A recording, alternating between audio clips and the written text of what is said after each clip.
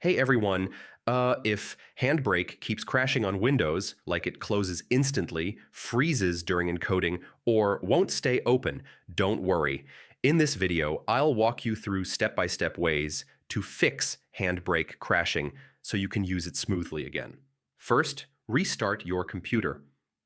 This clears temporary system glitches and background conflicts that can often cause applications to crash. Next, run HandBrake as administrator.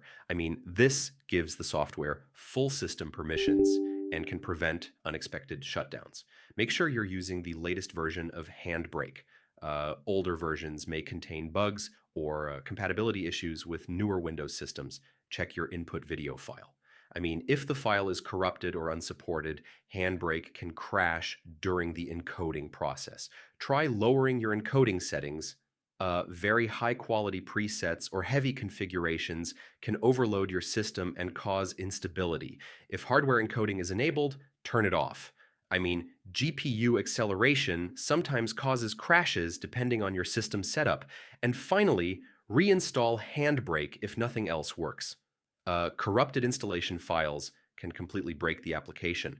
So yeah, those are the best ways to fix HandBrake crashing on Windows. Follow each step carefully and your app should run smoothly again.